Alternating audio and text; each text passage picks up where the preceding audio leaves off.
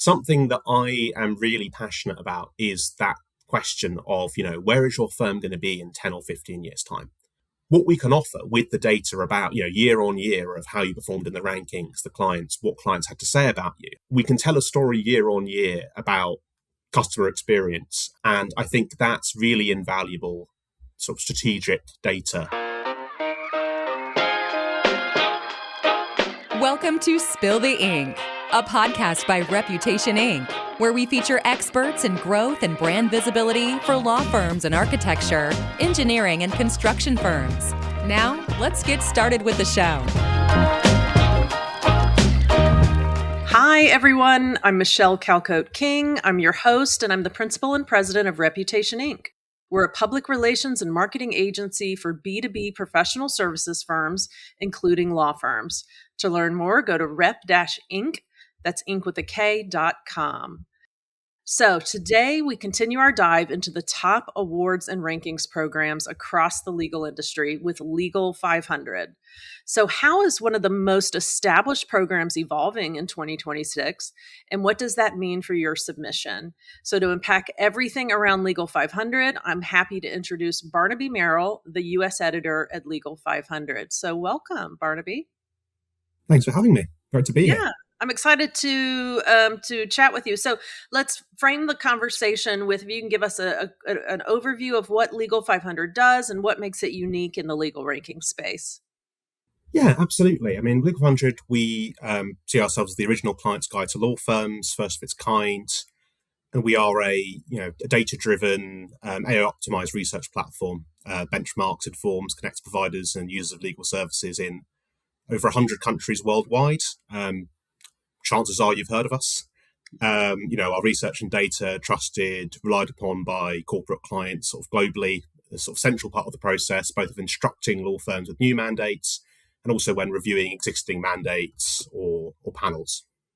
Wonderful. And I think what makes us unique very much is, the sort of trusty, sort of very comprehensive research process. We've got a very, vast proprietary updated set of client-supplied data, which is really unrivaled in the market. Great. Well, so before we get into what's new, I'd love to just touch on the basics of submissions. So, because our audience is a lot of legal marketers, and they're the ones in charge of putting these submissions together. So what are some of the most common questions you get about the submissions process? It's a great question. There are quite a few. I think the main two we get cover the two main things that we asked for. So as many people tuning into this will be familiar, also if you aren't, you're welcome, I'll let you know. We ask for a form of matter highlights, sort of descriptions of work done for key clients, sort of market leading, sort of most important mandates that you've handled for your most important clients. And we also ask for client referees. There are some differences between the different rankings we do, which we can get into a bit later as things evolve. But the most key questions I get, number one, is what kind of information do you need about the work we do for clients and how important are referees?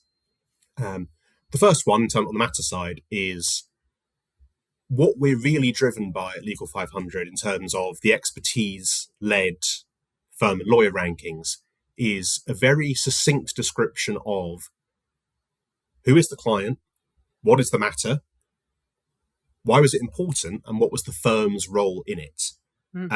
We understandably, firms are very excited to tell us the entire story of their relationship with a client, how they won them back in the early 2000s and worked them for since. That's great. It's really useful to know. In terms of kind of an actionable decision for us, we'd like to know, what were you doing for them this time? Why was it interesting? And what exactly was it that you did, perhaps compared to, co-counsel or other firms involved in the process, whether you're on the buy side, sell side of a deal, what your role was in litigation, were you in trial, that kind of thing. And then in terms of referees, I think the most common question we get is how many of our referees have responded and, help. I think we always like to reassure firms that absolutely referee feedback is a really important part of our process, and it gives us huge amounts of insight into what clients want, what they're saying about what they want from their corporate counsel. But we very much understand that clients are incredibly busy. They may not respond quite within the timeframes you want, and that we don't ever see a delay in response from a client as a sign that a firm isn't doing a good job. So we would never downgrade a firm. A firm would never suffer in a ranking related to its client feedback in terms of sort of the sheer number of responses. With that said, obviously, tailored, really interesting, positive client feedback can do wonders for a firm's ranking or an individual's ranking as well. But I always like to reassure people that it's really important, but we're never going to make a decision purely based on testimonials from clients. Yeah. Is there anything firms can do to help that referee process along? Like reminding them that, you guys are going to reach out, anything like that? Absolutely. I think that is the main thing. It's very much, do remind your clients that we are going to be in touch. We aim to make firms aware a few days in advance of each round of referee outreach. Certainly, given that they're your clients, you're going to have the best upfront relationship with them. They're aware, give them a nudge, ask them if they've checked in. We have the ability, without going too much into sales mode, for subscribing firms sort of track referee responses and add additional ones. There's also a self-service link that can be circulated to clients if things change. So absolutely be on top of that. We'll take the lead. We'll be sending out the survey via email, but we do aim to make firms aware. So by all means, have a sort of parallel process alongside ours, so firms, your clients are aware, and they're not feeling too blindsided or overwhelmed. You remind them to check their spam folder. Happens all the time. We get it. Not a problem. That sort of thing. Yeah. And going back to the matter details, do you have any tips in terms of content length, number of matters, that kind of thing? Is there anything that really stands out to you in terms of a good submission with that? Yeah, I'll answer this in the context of Legal 500 national ranking submission. Recently finished research on that. It's coming out in June. That's our most established product. We can talk about some of the new ones and how they might differ later. So we ask for up to 20 matters. And what as I think I touched upon this a little bit earlier, we obviously don't want a single line just saying we represented X client in Y. That's good to know. What we'd like is, a few crisp sentences, ideally. We represented X client in Y case. We were chosen for this case because of our long relationship with our expertise in Y or Z. This is what happened, or this is what's happening. This is what's happened since last year if it's an ongoing case. We've handled this element, that element, which is a great reflection of our particular expertise in whatever the case relates to. You could talk a little bit about how much it might be worth or kind of what your outlook is on it. But we don't need to see paragraphs and paragraphs. It becomes a bit noisy. And I don't think it's also the most efficient use of the firm's time. We completely appreciate, that this is quite a lot of work on the firm side. And so make it as easy on yourselves as possible. Who was the client? What were we doing? Why exactly was it important or relevant to the client? And what did you perhaps do that you feel other firms couldn't have offered in this case? Got it. So narrow it down, keep it succinct, and be focused on the information that you provide. Exactly. Is there anything that you think is misunderstood about the process for Legal 500? Anything that's commonly misunderstood? I think certainly my referee point. Again, we really value client feedback, and there's a lot of interesting stuff that we learn about the market and can share with the market that we learn from client feedback, but it doesn't inform the majority of a ranking decision. That very much is expertise led, and as I said, we would never make a decision purely informed by client feedback or, as I said, lack thereof, which is the most common concern I think the firms understandably have. They want to make sure that their referee is getting in touch. That I think is one of the most common ones.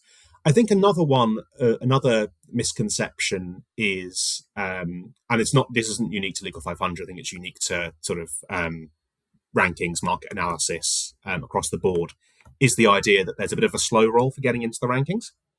Obviously there are a number of firms that have been ranked well, Legal 500 for many years. And there are some firms that may be newly formed, it could be boutiques that have recently formed as break off some existing firms, or, established firms may have new departments where they've made a number of lateral hires, or perhaps for whatever reason they just haven't engaged with the research process up to this point, but have been in the market for years. I mean, it hurts my feelings a bit, but I do understand. And you're always welcome to get in touch if you want to submit.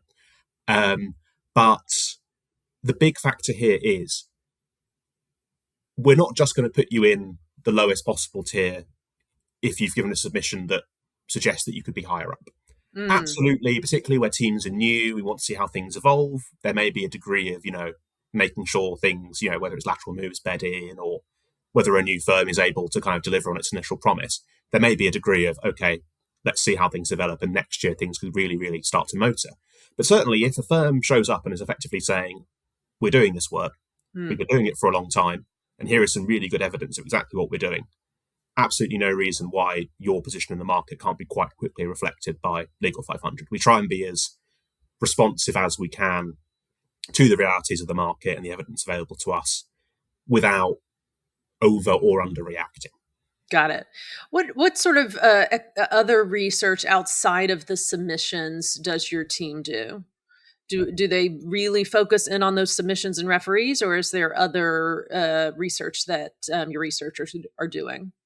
It's a great question, particularly again with our more established research products. The interview is the other main thing that we do. So we've got a team of a lot of researchers now, over 150, I think, across different 150, well, sort of across our researchers, technologists, data analysts, journalists.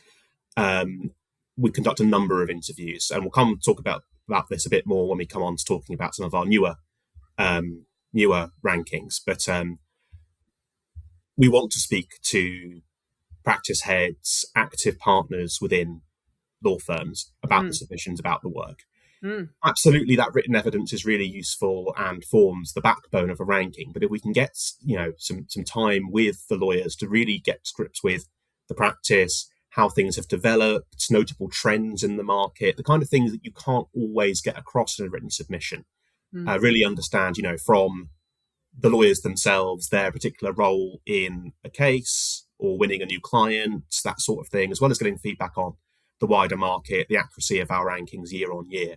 That can give us really key additional information that can definitely make a big difference to a firm's ranking. I've had, especially when a firm's submission puts them kind of on that borderline between, staying where they are, maybe going up a tier, having a really, really good, constructive, open conversation as well with the researcher makes a huge difference. Once you have a frame of reference of, oh yeah, things are going really well for that practice, they gained all these new clients, and I had a great conversation with a couple of the key partners there, they're really positive, they shared loads of information about where they're going. It just really completes that picture and can help make that final difference between, staying where you are, going up, or coming into the rankings for the first time. So that's the main additional bit of research we do. We certainly do look into sort of wider context. We might look at, things that are happening in the legal press, notable developments. Obviously, when firms do make hires within or outside of our research processes, we also try and keep as on top of that as possible. Our team work really hard to keep themselves informed on, changes in legislation, regulation in various jurisdictions they're covering. So we try and cover as much as possible. Great. And can any firm get an interview? How do you select which firms to interview? That's a great question. Absolutely. So we always say, be as proactive as possible. The earlier that you get in touch with us saying, we've submitted for the first time this year, or we haven't spoken to you in a few years, we'd really love to speak to you, that's the best way of maximizing chance of an interview. Based on the number of submissions we get, we can't guarantee that everyone will get an interview, but we'll certainly do our level best. But certainly the earlier in the process you proactively reach out to that researcher with the contact details online, the better. And if it comes in the first week, the steer is always going to be to say yes to that request. Before we move on to what's new, what about feedback? So a firm doesn't get the ranking that they want, and they want to kind of understand it. Do you provide feedback? We will provide a limited steer broadly on what informed a ranking decision. A lot of the feedback is available in more detail through some of our commercial products. So we've got things like submission analysis reports that will give a bit more data, sort of expose a bit more of our decision making in terms of where the firm measured up in terms of its client base, the value scale of the work, the complexity of the work, the firm's sort of broad trajectory in recent years.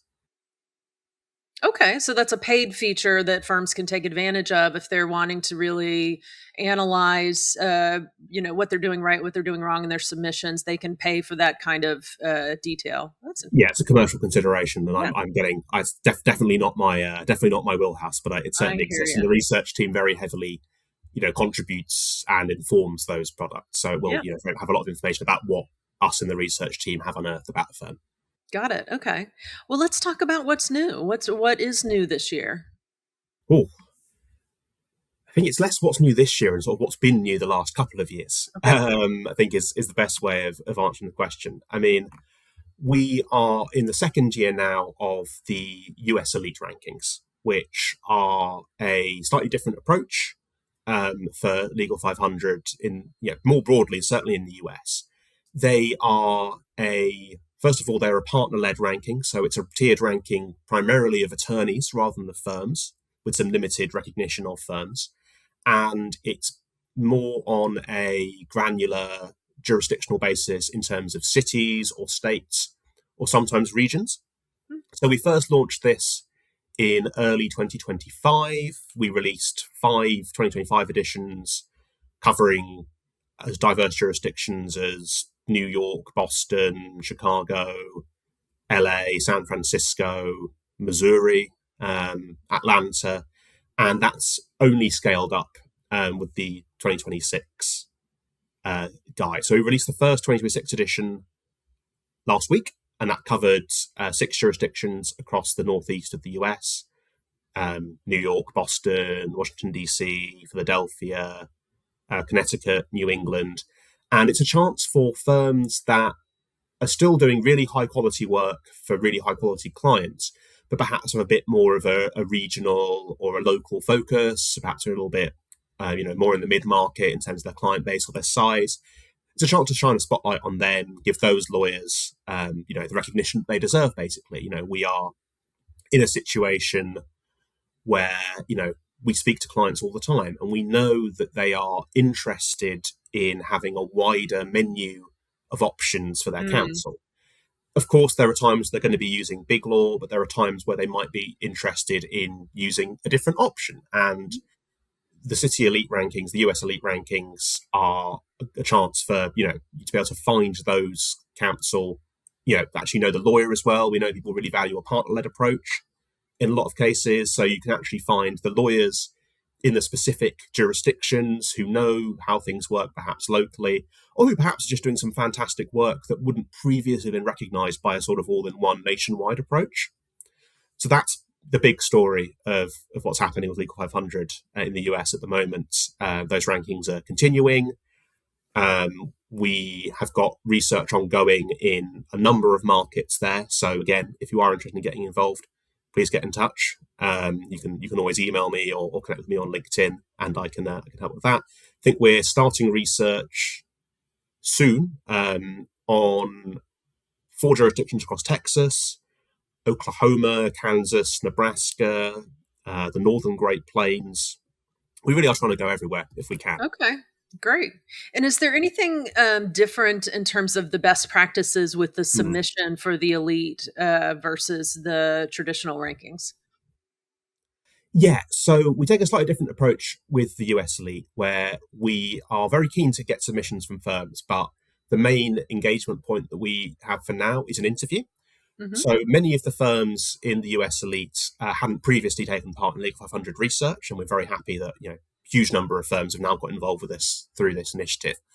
What the researchers will be doing is proactively reaching out to attorneys, but we're also very happy to sort of have proactive outreach from firms. We want to spend sort of 30 to 45 minutes with an individual partner talking about their practice. The rankings are for the partners, so that's the kind of the key input we have is, the team has hundreds, thousands of conversations with partners across the US about their careers, what led them to, the practice they have today, notable trends, notable cases, how they approach matters, all that kind of thing. And so we want to make it as easy as possible. So it's that 30 to 45-minute interview. I know of some that have gone on a bit longer when the partners have had time, which has been really great. And that's then supplemented by a very short submission, no more than 3 to 5 matters, very little of the sort of biographical information, because we've got a lot of that from the interview, basically. Yeah. Okay. What about referees for the elite rankings? Watch this space. We and the initial rounds of research, we haven't yet been collecting referee data, but we will be rolling this out very soon. Okay. And we're very excited about that. So I think that's going to add another layer of data, another layer of information for us to make these decisions. Got it. But it's partner focused. So it's not about the firm. It's about the individual partners. Right. It's a shorter submission, less matters required. And it's more focused on specific regions rather than nationwide focus. Yeah, and I just want just add, really reiterate that it's very interview led. We want to speak to as many lawyers as possible, and that very much is the idea behind it. Yeah. That was very helpful. Is there anything else about the elite rankings that you think it's important for viewers to understand that we didn't touch on? I think that largely covers it. As I'll just reiterate that again. We are very keen for firms to get involved. If you've not yet been aware of this and you're hearing about this for the first time, never too late to get involved. We can be very flexible with this. So we've got research ongoing in a number of markets. We're also, very keen to consider firms to be included in the national coverage too. So whether it's the elite, whether it's the national coverage, we really are in growth mode in terms of, featuring more firms, exposing more lawyers. So do just get in touch with me if you are interested. Great. Well, let's switch before we wrap up. I'd love to hear a bit about the value of rankings to firms' growth goals and how you see them impacting how clients assess firms. Yeah, it's a really good question, and it is something that gets discussed a lot by the legal marketing community, and I entirely understand the fatigue. I think it's a really common story. The rankings, obviously, first and foremost, are a chance for firms, lawyers to celebrate third-party recognition. It's a assessment outside of their own marketing efforts, where you can put it in front of clients and say, don't just take it from us. Rigorous third-party research process informed by a number of different data points has said that we are one of the best in the business for this particular type of work. That's why it's users. That's great. I think what Legal 500 can also do is we can tell a story with data about the trajectory of firms. Something that I am really passionate about is that question of, where is your firm going to be in 10 or 15 years' time? We've seen in the past, 25 years or so, a number of really established firms, in some cases, merge or even cease to exist. And there's a number of reasons behind that. But, firms that have rocketed up in the revenue charts or in the rankings, firms that perhaps have declined a bit, firms that have stayed the same. What we can offer with the data about, year on year of how you performed in the rankings, the clients, what clients had to say about you, how satisfied they were with your process. We offer a number of client satisfaction accolades where we can explain exactly what it is that your clients are saying about you. We can tell a story year on year about customer experience and, where clients are looking to spend their money, what areas they're looking to invest in terms of the wider economy, the types of firms they want to work with, the types of service they want to receive. And I think that's really invaluable sort of strategic data. Obviously, the recognitions and the rankings are fantastic, and they're our main export, and we're great every year, or in this case for the US Elite, every 2 months, to see LinkedIn full of lawyers and firms celebrating their accolades. That's great. But under the hood of that, what we can share with firms is a lot more in terms of kind of the direction you're going in. We're a bit concerned that we've been treading water seemingly for a few years. Why is it? And sometimes the answer is, well, clients aren't actually 100% happy with this. But if you were to reorient and offer something more in this direction, then that would probably help you. Or sometimes it can just be a question of it's just been tough for clients across the board. So tough in this market. So that's just the reality of it. Yeah. But yeah, I think it very much is a kind of if you think a layer below just the headline results, what's that saying in terms of a firm's story or firm's journey? Yeah. And I'd love to tap into that a little bit. So what trends are you seeing any clear trends from clients in terms of what they're looking for from their firms or how they're selecting firms? Yeah, I think I'll go back to the point I made earlier. I think one of the really key headline stories is that clients are more and more willing, perhaps more and more interested in shopping around a bit. Absolutely still remains the case that you've got companies that are willing to give their entire legal spend to one firm, especially if they've got an established relationship with them, they know they can do the job. But regardless of the industry you're in, firms are looking for sometimes a better value proposition, alternative value proposition. They're looking for that kind of local jurisdictional knowledge. If you're a client in New York and you're looking to make an investment in North Carolina or Texas, you might be looking for a firm that has a little bit more of a footprint in that area. Not every firm has nationwide coverage. Perhaps you're looking for someone for a specific thing, or you're looking to establish a referral relationship as a law firm as well. So that's one big factor. People are increasingly interested in exposing more firms, seeing what the options are out there. That's sometimes down to cost. That's sometimes down to quality of service. And I think the other big one, especially in an era of massively increasing revenue, increasing consolidation at the top of the US legal market, is a partner-led approach. Firms have got to have leverage, especially at the top of the market when you're working on massive deals. That's not a question. But there are times where clients are increasingly telling us that they want, even if it's not to be spending all their time with a partner, they want responsiveness. They want to feel as though they're being listened to and looked after, whether it's by the partners, whether it's by juniors. They want to see the juniors that they're spending a lot of time working with are empowered to actually handle meaningful parts of cases. Because ultimately, thinking about that long-term question again, you're working with one partner who, is your relationship partner. In 15, 20 years' time, they might be at a different firm, they might be practicing anymore. And some of those senior associates will be the next relationship partner. And they want to see that kind of succession planning, that trust and capability at all levels is there. And so that increasingly is also something that firms will clients will tell us they want to see, that they understand that there'll be times where, the cost is higher, the leverage is higher, but they want to see that everyone they're working with is trusted and able to do major parts of the work. Yeah. And the last thing I'd love to ask is about AI. And are you finding, or do you have any early indications that these sort of rankings are impacting the answers that AI is giving prospective clients in terms of who they surface and recommend? Big time. At the start, I said Legal 500 is AI optimized, and we absolutely are that. You talk about SEO. I think AIO is another big part of that. It's not like Old McDonald now.